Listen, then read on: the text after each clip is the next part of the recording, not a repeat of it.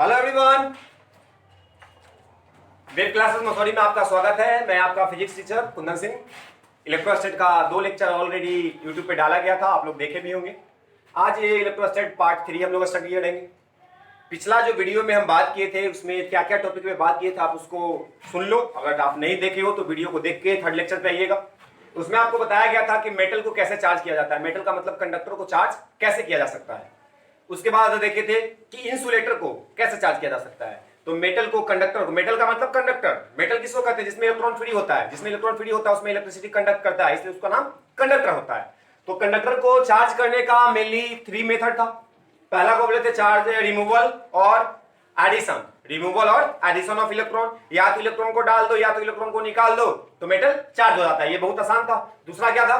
Charging by conduction. अगर एक body charge है दूसरा बॉडी अनचार्ज है, दोनों को मेटल वायर से कनेक्ट कर दो, इससे चार्ज निकल के कहां चल जाएगा? इसमें चल जाएगा। तो इसको बोलते हैं चार्जिंग बाय कंडक्शन। थर्ड जो मेथड था चार्जिंग बाय इंडक्शन। इंडक्शन में क्या होता है कि तार नहीं जोड़ना है, एक बॉडी चार्ज दूसरा अनचार्ज। अगर ये बॉडी चार्ज है, दोनों किसको हम लेके चले? मेटल। ये प्लास्टिक दिख रहा है, क्या प्लास्टिक है? तो नहीं, मान लो कि ये आयरन है, कॉपर है।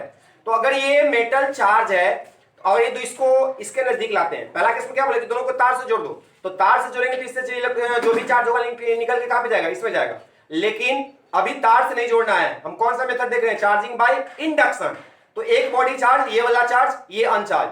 अगर ये चार्ज बॉडी के पास इसको ले जाए, धीरे धीरे इसके नजदीक ले जाए, तो इस बॉडी का इफेक्ट इस पे पड़ने वाला है। मतलब इस चार्ज की वजह से इस पे भी चार्ज दिखना शुरू हो जाता है, जिसको हम बोलते थे चार्जिंग बाय इंडक्शन। क्लियर हुआ? तो ये पढ़े थे पिछला लेक्चर में। इसके बाद पढ़े थे क्या कि अगर ये दोनों प्लास्टिक है, जो सही में है भी, अगर ये दोनों पे हमको चार्ज लाना है तो कैसे आएगा? तो इस पे चार्ज लाने का बस एक ही तरीका है कि दोनों को क्या करो? फ्रिक्शन करो। फ्रिक्शन का मतलब रगड़ो। रगड़ेगा तो यहाँ पे दोनों पे चार्ज दिखने लगेगा। ठीक है। इसके बाद आपको बताया था चार्ज इंडक्शन कॉन्सेप्ट। इंडक्शन में क्या सिखाया गया था कि किसी भी, अगर ये चार्ज बॉडी है या अनचार्ज बॉडी है, ठीक है, मेटल बॉडी है, मेटल में पहले देखेंगे फिर इंसुलेटर में देखेंगे। ठीक है। तो अगर ये मेटल है और ये मेटल चार्ज है, इसके सराउंडिंग में अगर कोई दूसरा चार्ज बॉडी रखते हैं तो इसका इफेक्ट भी इस पे पड़ेगा। क्लियर है? इसको हम बोलते हैं चार्ज इंडक्शन कॉन्सेप्ट। ये आप पिछला वीडियो में देख सकते हैं। इसके बाद हम बताए थे क्या एटम में, कि अगर कोई एटम है, ये चारों तरफ इलेक्ट्रॉन होता है सेल में, अगर इसके सराउंडिंग में कोई पॉजिटिव चार्ज या नेगेटिव चार्ज रख दिया जाए तो इसका भी इफेक्ट इसमें पड़ने वाला है, जिसके वजह से एटम किसमें कन्वर्ट हो गया था? ये पहले था एटम, अब एटम कन्वर्ट होकर क्या बन जाता है? डाइपोल। इसका पॉजिटिव सेंटर और नेगेटिव सेंटर क्या होता है? अलग हो जाता है, इसको हम बोलते थे डाइपोल। और ये जो फेनोमेना है, ये एटम डाइपोल में कन्वर्ट कर रहा है, इस फेनोमेना का नाम क्या है? इसको बोलते हैं पोलराइजेशन, जिसको हिंदी में ध्रुवण कहा जाता है। तो यहां तक किए थे। अब इसी कॉन्सेप्ट पे इंसुलेटर का किए थे, कुचालक का, कि अगर कोई प्लेट है प्लास्टिक का, कुचालक है, इसमें बहुत सारा एटम होगा क्योंकि सब कुछ तो एटम से मिलकर बना है। इसके सराउंडिंग में भी अगर कोई पॉजिटिव चार्ज रख दें तो इसका भी इफेक्ट तो सब एटम पे पड़ेगा ना। तो इसके अंदर जितना भी एटम दिख रहा है वो सब कैसा बन जाएगा? डाइपोल के फॉर्म में बन जाएगा। पीछे वाला वीडियो आप देखिए, आपको सब कुछ क्लियर नजर आएगा। अब आगे बढ़ते हैं इलेक्ट्रोस्टैट का लेक्चर नंबर 3 पे। आज हम पढ़ने वाले हैं कि मेटल पे अगर चार्ज दिया जाए, मेटल पे ध्यान से सुनिएगा, मेटल पे अगर चार्ज दिया जाए तो चार्ज का डिस्ट्रीब्यूशन किस बेसिस पे होगा? क्या किसी भी सरफेस पे अगर दे दें तो सब जगह चार्ज का वैल्यू बराबर होगा कि अलग अलग होगा? ये बहुत ही काम का चीज है, आपको इसको समझना बहुत जरूरी है। तो देखिए, जैसे हम पहले दो केस लेके चलेंगे। केस 1 में लेके चलते हैं कि बॉडी जो है वो सिमेट्रिक है, मतलब एक जैसा, इसका शेप एंड साइज समान है। जैसे देखो ये स्फेरिकल बॉडी है, कैसा है? स्फेरिकल बॉडी अगर लेके चल रहे हैं, हम मान लेते हैं कि क्या है? मेटल है। अगर इस पे हम चार्ज सप्लाई करते हैं, मान लो +Q चार्ज, तो चार्ज कहां पे होगा? आउटसाइड, मतलब सरफेस पे होगा, इसके आउटर सरफेस पे होगा। क्या मेटल के अंदर में चार्ज हो सकता है? तो नहीं हो सकता। पहले एक दफा वीडियो में आप देखिएगा, सब कुछ बताया गया है कि मेटल में कभी भी चार्ज अंदर नहीं रहेगा। कहां पे रहेगा? Outer surface. रीजन क्या है कि चार्ज इसमें फ्री होता है तो सब एक दूसरे को रिपेल करता है, और रिपेल करेगा तो चार्ज को कहां पहुंचा देगा? तो आउटर सरफेस पे पहुंचा देगा। अब क्वेश्चन क्या है कि अगर इस बॉडी को, कैसा बॉडी है? कंडक्टर, मेटल है, मेटल का मतलब कंडक्टर, तो इस पे जो चार्ज सप्लाई किया गया, क्या सब जगह एवरी पॉइंट पे चार्ज इक्वली डिस्ट्रीब्यूट हुआ? ये क्वेश्चन है आपका कि क्या सभी पॉइंट पे चार्ज इक्वली डिस्ट्रीब्यूट हुआ, कि यहां पे चार्ज अलग है, यहां पे चार्ज अलग है, यहां पे चार्ज अलग है, कि सब जगह बराबर है? तो इसको समझने के लिए एक केस और लेते हैं, जिसको हम बोलते हैं केस 2। इसमें आप ऐसा मान लो कि कुछ इस तरह का डायग्राम है,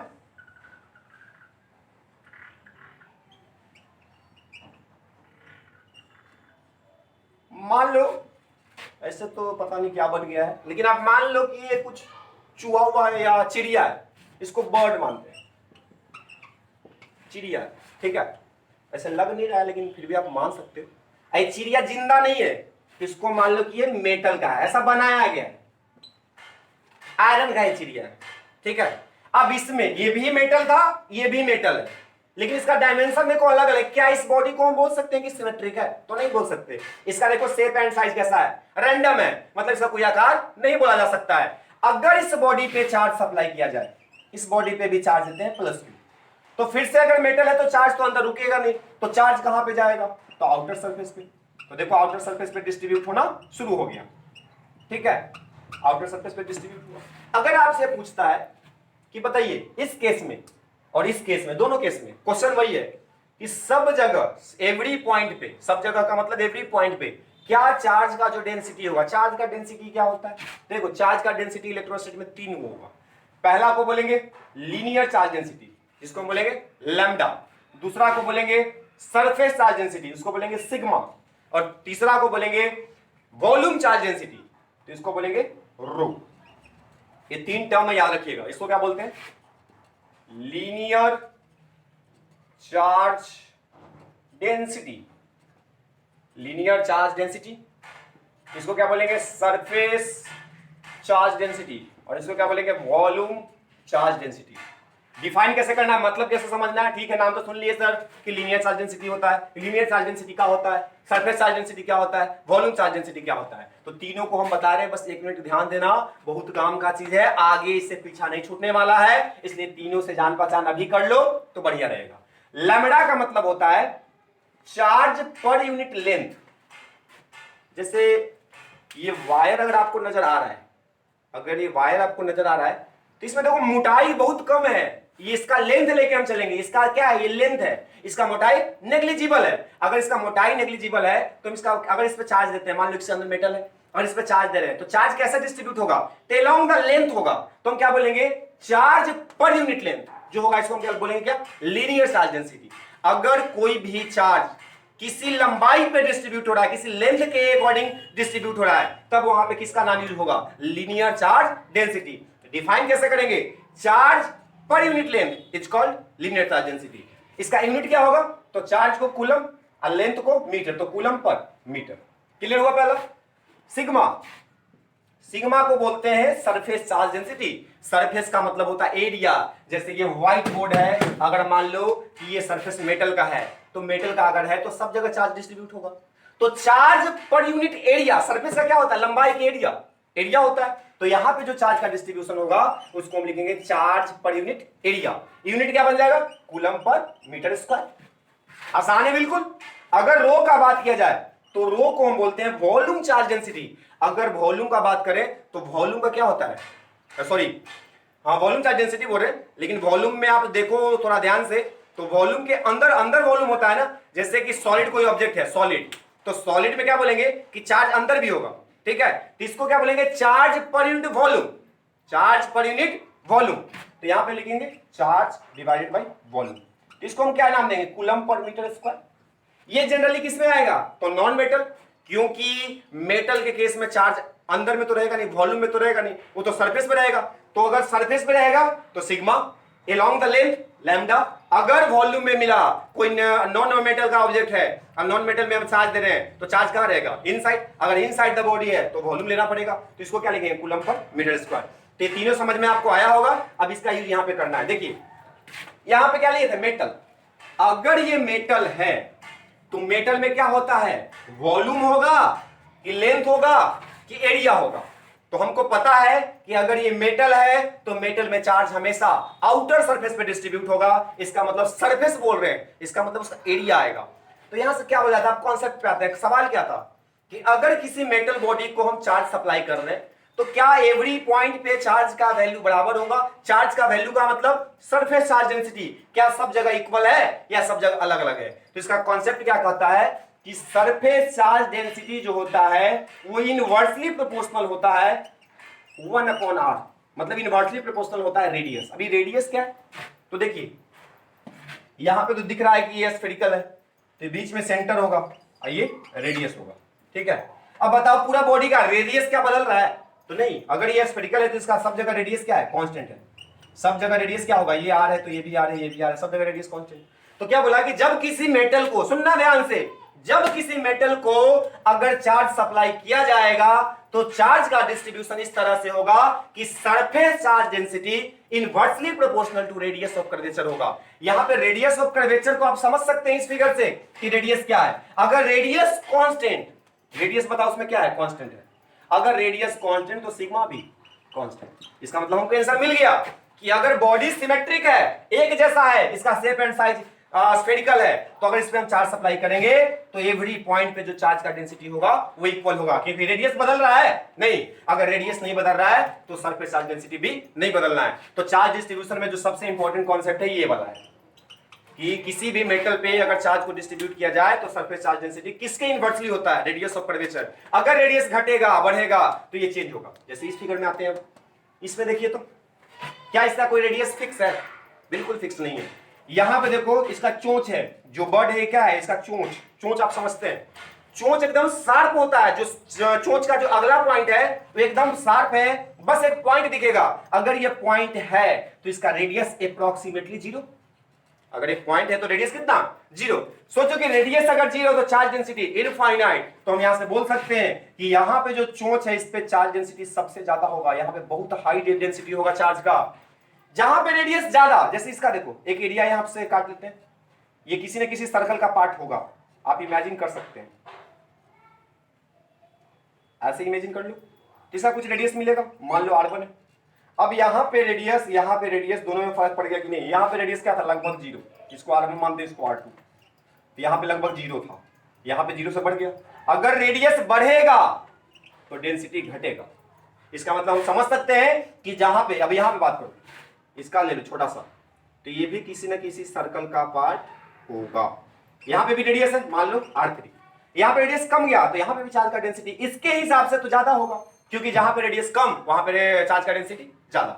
तो कुल मिला के हमको क्या समझ में आया कि किसी भी मेटल सरफेस पे अगर चार्ज का सप्लाई किया जाता है तो चार्ज का डिस्ट्रीब्यूशन इस तरह से होता है कि surface charge density radius of curvature के इनवर्सली प्रोपोर्शनल होता है। इसको हम कैसे बोल सकते हैं, when some charge is supplied to the metal body, then charge is distributed in such a way that surface charge density is inversely proportional to local radius of curvature। ये local radius of curvature क्यों बोले, क्योंकि देखिए यहाँ पे radius तो हर जगह का अलग अलग है ना, इसलिए इस रेडियस को हम क्या बोल सकते हैं कि ये लोकल रेडियस है। कैसा रेडियस है, लोकल रेडियस है। डिफाइन कैसे करना है, when some charge is supplied to a metal surface, then charge is distributed in such a way that surface charge density is inversely proportional to radius of curvature। Radius कैसा, local. अगर spherical body है तो fix है, तो अगर fix है radius तो सब जगह डेंसिटी बराबर, लेकिन रेडियस बदल रहा है तो चार्ज का डेंसिटी बदलेगा। डेंसिटी सबसे ज्यादा कहां पे होगा, जिसका रेडियस सबसे कम होगा। डेंसिटी सबसे कम कहां पे होगा, जहां पे रेडियस सबसे ज्यादा होगा। सबसे ज्यादा कहां पे होगा, जहां फ्लैट है। देखो ये इसका जो सर्कल बनेगा ये थोड़ा बड़ा बनेगा, देखो ये सर्कल बना, इसका रेडियस देखो तो इसका सेंटर यहां आएगा, तो रेडियस बढ़ गया कि नहीं। अगर रेडियस बढ़ा तो यहां पे चार्ज का डेंसिटी कम होगा। अब उम्मीद करता हूं कि आपको बेहतर तरीके से ये समझ में आया होगा कि किसी भी मेटल बॉडी पे चार्ज दिया जाता है तो उसका डिस्ट्रीब्यूशन कैसे होता है। तो आप इसको बस ध्यान रखना, अगर ये ध्यान में रहेगा तो कभी प्रॉब्लम नहीं आएगा। चलिए अब आगे बढ़ते हैं।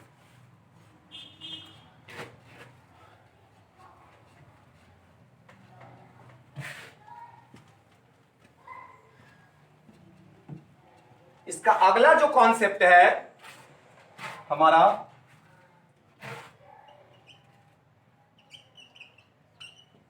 Coulomb's law. सबको ही नाम सुने होंगे कूलम का।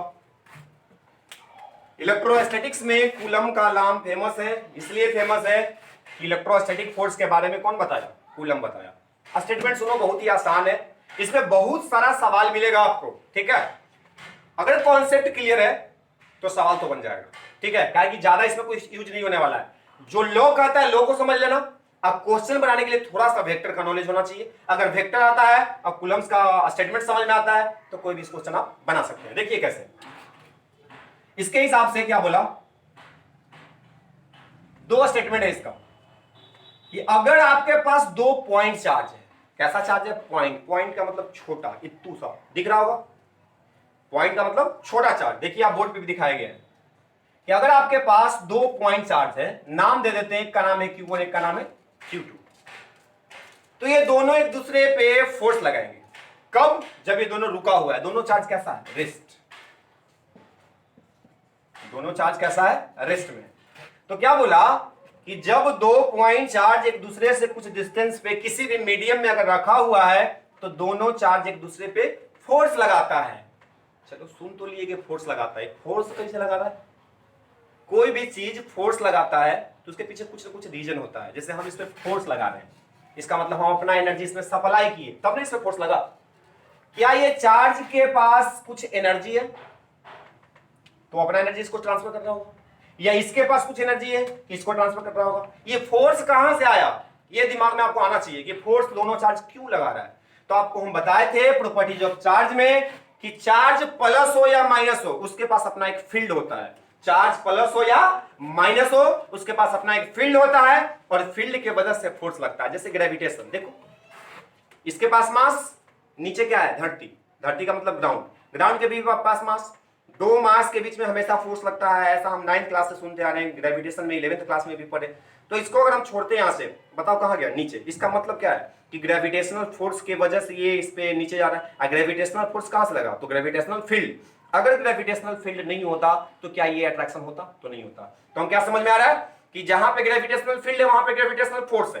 क्लियर है। अब जहां पे चार्ज है उसका भी एक फील्ड है जिसको हम इलेक्ट्रिक फील्ड बोले। क्यों, क्योंकि ये रेस्ट में है। अगर मोशन में होता तो दोनों, इलेक्ट्रिक प्लस मैग्नेटिक। तो अभी चार्ज कैसा है, रेस्ट में, इसके पास अपना एक फील्ड है जिसके वजह से ये फोर्स लगाएगा। फील्ड कैसा होता है, याद रखना कि अगर पॉजिटिव चार्ज है तो इसका जो फील्ड होगा वो आउटवर्ड होता है। आउटवर्ड का मतलब बाहर की ओर, सब जगह, सब डायरेक्शन में। अगर ये चार्ज पॉजिटिव है तो इसका जो फील्ड होगा आउटवर्ड मतलब बाहर की ओर होगा और सब डायरेक्शन में होगा। दोनों चार्ज कैसा दिखा रहे हैं, प्लस, तो दोनों का डायरेक्शन होगा आउटवर्ड। तो दोनों सेम जात का एनर्जी, सेम जात में क्या बताए थे कि रिपल्सन होता है, अगर अपोजिट होता तो अट्रैक्शन होता है। तो कूलम क्या बोला पहला कि अगर दो पॉइंट चार्ज रेस्ट में किसी भी मीडियम में रखे हुए हैं कुछ डिस्टेंस पे, मान लो डिस्टेंस कितना है r, तो दोनों एक दूसरे पे फोर्स लगाएंगे। फोर्स का नेचर हमको पता है कि अगर सेम जात का है, प्लस प्लस है, तो ये Q2 Q1 को इधर ढकेलेगा, ढकेलेगा का मतलब पुश करेगा, फोर्स लगाएगा। Q1 Q2 को इधर पुश करेगा। क्लियर है। उसके बाद क्या बोला कि जो फोर्स लगेगा Q1 Q2 पे जो लगा रहा है, Q2 Q1 पे जो लगा रहा है, वो मैग्नीट्यूड में हमेशा इक्वल होगा। Q2 अगर Q1 पे F लगाया तो Q1 भी Q2 पे कितना लगाएगा, F लगाएगा। क्लियर, ये ऑब्जर्वेशन है कूलम के हिसाब से। अगर दो पॉइंट चार्ज है Q1 Q2 किसी भी मीडियम में r डिस्टेंस पे रखा हुआ है तो दोनों चार्ज एक दूसरे पे फोर्स लगाएंगे जो कि हमेशा इक्वल होगा। अगर सेम चार्ज है तो सेम चार्ज है तो रिपल्सन दिख रहा है, अगर यहां पे माइनस होता तो अट्रैक्ट करता। डायरेक्शन देखो अपोजिट है, एक इसको इधर रिपेल करेगा तो एक इसको इधर रिपेल करेगा। अगर माइनस वाला कंडीशन अप्लाई करें तो देखो इसको माइनस Q1 इसको प्लस Q2 मान लो, डिस्टेंस कितना r। अब Q2 कहा जाएगा कि Q1 मेरे पास आ जाए तो इसको खींचेगा इधर, आई Q1 क्या चाहेगा Q2 मेरे पास आ जाए तो ये खींचेगा इधर। अभी भी फोर्स देखो, ये भी F लगाएगा, ये भी लगाएगा, लेकिन डायरेक्शन देखो कि अब एक दूसरे को अट्रैक्ट कर रहा है, यहां पे क्या कर रहा है, रिपेल। तो बस यही फर्क पड़ेगा। ये तो आप समझ सकते हैं, जहां पे प्लस माइनस वहां पे अट्रैक्शन, जहां पे माइनस माइनस वहां पे रिपल्सन, जहां पे प्लस प्लस वहां पे भी रिपल्सन। तो इसको हम बाद में देखेंगे, फिलहाल इसको समझ लेते हैं, पहले स्टेटमेंट को क्लियर करो। तो कूलम के हिसाब से क्या बोला कि जब दो पॉइंट चार्ज एक दूसरे से किसी भी डिस्टेंस पे किसी भी मीडियम में रखा गया है तो फोर्स लगेगा। फोर्स लगने का वजह क्या था, इलेक्ट्रिक फील्ड, क्योंकि चार्ज के पास इलेक्ट्रिक फील्ड होता है तो वो फोर्स लगाएगा जैसे ग्रेविटेशन लगा रहा था। तो चलो मान लीजिए कि ठीक है। अभी फोर्स लगाएगा कितना, तो क्या बोला कि जो फोर्स लगेगा, अब यही स्टेटमेंट है पहला, कि जो फोर्स लगेगा वो डायरेक्टली प्रोपोर्शनल होगा product of the charge. Product का मतलब गुना, इसका मतलब Q1 इंटू Q2। दोनों चार्ज के बीच में अट्रैक्शन का हो या रिपल्सन का हो, फोर्स में फर्क नहीं पड़ेगा। ये हो सकता है कि अट्रैक्शन है, ये हो सकता है कि रिपल्सन है, लेकिन जो उसका मैग्नीट्यूड होगा ये दोनों चार्ज के प्रोडक्ट के डायरेक्टली प्रोपोर्शनल होगा। ये पहला स्टेटमेंट है। दूसरा कि जो फोर्स लगेगा ये दोनों चार्ज के बीच का जो सेपरेशन है, सेपरेशन कितना है r, उसके स्क्वायर की इनवर्सली होगा। तो क्या लिखेंगे 1/r²। यही दो स्टेटमेंट है कूलम्स लॉ का। अगर ये दोनों समझ में आया तो आपका काम हो गया। पहला इसका कंडीशन, कूलम्स लॉ का कंडीशन क्या है कि चार्ज कैसा होना चाहिए, पॉइंट, छोटा चार्ज। क्यों होना चाहिए ये भी बताया जाएगा। फिलहाल क्या समझो कि पॉइंट कैसा होना चाहिए, तो पॉइंट होना चाहिए। चार्ज कैसा होना चाहिए, पॉइंट होना चाहिए। उसके बाद क्या रुका हुआ होना चाहिए, स्टैटिक होना चाहिए कि चलेगा, तो रुका होना चाहिए। क्यों, क्योंकि इलेक्ट्रोस्टैटिक फोर्स के बारे में बता रहा है। तो दो कंडीशन है कूलम्स लॉ का। पहला, कूलम्स लॉ कहां पे अप्लाई होता है, क्वेश्चन है कूलम्स लॉ कहां पे अप्लाई होगा, इसका क्या कंडीशन है, तो बोलेंगे कि चार्ज पॉइंट होना चाहिए, मतलब छोटा होना चाहिए। दूसरा कि चार्ज रुका हुआ होना चाहिए, मतलब रेस्ट में होना चाहिए। ये दो कंडीशन है। फोर्स कितना लगेगा, तो दोनों चार्ज के प्रोडक्ट के डायरेक्टली प्रोपोर्शनल। दूसरा कि फोर्स क्या डिस्टेंस पे भी डिपेंड करेगा, तो हाँ बिल्कुल करेगा। कैसे करेगा, तो डिस्टेंस के स्क्वायर की इनवर्सली। अगर ये दोनों को कंबाइन करें, इसको इक्वेशन फर्स्ट मान लो, इसको इक्वेशन 2 मान लो। अगर हम दोनों को कंबाइन करें फ्रॉम 1 एंड 2, तो क्या हम एक लाइन में ऐसे लिख सकते हैं, directly proportional Q1 Q2 divided by r²। देखो दोनों एक ही में शामिल हो गया कि नहीं। Q1 Q2 के डायरेक्टली है, r² की इनवर्सली है। अब हम बचपन से ऐसा देखते आ रहे हैं कि प्रोपोर्शनल साइन को हटाते हैं, इक्वालिटी लगाते हैं तो कांस्टेंट लेके आता है। तो यहाँ पे क्या आएगा, a बराबर k Q1 Q2 divided by r², जहां पे k क्या है, इसको हम बोलते हैं इलेक्ट्रोस्टैटिक कांस्टेंट। इसको क्या बोलते हैं, इलेक्ट्रोस्टैटिक कांस्टेंट। कोई पूछे कि क्या इलेक्ट्रोस्टैटिक कांस्टेंट चीज है, क्या इलेक्ट्रोस्टैटिक जो कांस्टेंट हम k लिख रहे हैं, क्या ये कांस्टेंट है कि बदलेगा, तो ध्यान में रखना, नाम है इलेक्ट्रोस्टैटिक कांस्टेंट, लेकिन इसका मान बदलेगा, इसका वैल्यू चेंज होगा। चेंज कैसे होगा, तो k का जो वैल्यू है, it's value depend on medium. It's value depend on medium. ध्यान रखना, बहुत इंपॉर्टेंट चीज है। कूलम का फॉर्मूला क्या आया, यही है फॉर्मूला जी ओरिजिनल, F बराबर k Q1 Q2 by r², जहां पे k को क्या बोलते हैं, इलेक्ट्रोस्टैटिक कांस्टेंट। क्या ये कांस्टेंट बदलता है, तो देखो नाम तो कांस्टेंट है, कांस्टेंट का मतलब जो स्थिर हो, बदले ना, लेकिन ये ऐसा कांस्टेंट है जो बदलेगा। कैसे बदलेगा, तो मीडियम के हिसाब से, इट डिपेंड्स ऑन मीडियम। अगर मीडियम चेंज तो फोर्स भी चेंज। जैसे कैसे कि अगर मान के चलो 2 पॉइंट चार्ज है, किसमें है, हवा में, तो हवा में चार्ज है तो फोर्स अलग लगेगा। अब यही दोनों चार्ज को पानी में डुबा दो तो फोर्स बदल जाएगा। ठीक है, इसका मतलब फोर्स बदल रहा है, तो जो इलेक्ट्रोस्टैटिक कांस्टेंट, देखो क्या चार्ज बदल गया, नहीं डिस्टेंस भी नहीं बदल रहे, लेकिन फोर्स बदल रहा है। इसका मतलब क्या है कि कहीं ना कहीं कांस्टेंट चेंज हो रहा है। तो कांस्टेंट जो किस चीज पे बदल रहा है, तो मीडियम पे। अगर हवा में है तो इसका वैल्यू कुछ और है, अगर पानी में डुबा दे तो वैल्यू कुछ और हो जाएगा, कोई और मीडियम में रख दें तो उसका वैल्यू कुछ और हो जाएगा।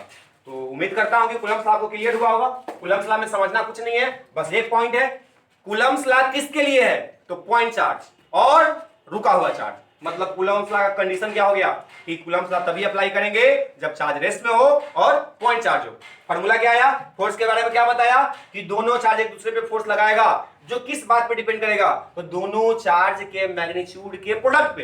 दोनों का वैल्यू कितना, दोनों को गुना करो उसके डायरेक्टली प्रोपोर्शनल। मतलब चार्ज ज्यादा तो फोर्स भी ज्यादा, चार्ज कम तो फोर्स भी कम। दूसरा बात डिस्टेंस पे, अगर ये दोनों चार्ज के बीच का सेपरेशन बढ़ाते जाएं तो फोर्स का वैल्यू घट जाएगा। अगर दोनों का डिस्टेंस क्या हो जाए, बढ़ जाए, तो फोर्स घट जाएगा। तो दूसरा किस पे डिपेंड किया, डिस्टेंस पे। डिस्टेंस पे कैसे, तो डिस्टेंस के स्क्वायर के इनवर्सली प्रोपोर्शनल।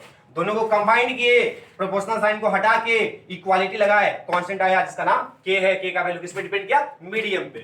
उम्मीद करता हूं आपको सब कुछ समझ में आ रहा होगा। अगर समझ में आ रहा है तो वेव क्लासेस चैनल को, वेव क्लासेस मसौरी नाम है इसका, वेव क्लासेस मसौरी चैनल को आप सब्सक्राइब कीजिए, शेयर कीजिए, बेल दबाइए, ताकि आपका लेटेस्ट वीडियो अपडेट होता रहे, आपको मिलता रहे, आप सीखते रहिए। और उम्मीद करता हूं कि मजा भी आ रहा होगा। ऐसा नहीं है इसमें कोई भी ऐसा कॉन्सेप्ट आपको नहीं सिखा रहे जो हम जीरो लेवल से। कोई भी बच्चा जो रिक्शा भी चलाता होगा अगर इस वीडियो को देख ले, उसको भी समझ में आ जाएगा कूलम्स लॉ वाला होता है, तो आपको भी समझ में आ सकता है। आप ट्राई कीजिए, मोटिवेटेड रहिए। Okay, thank you.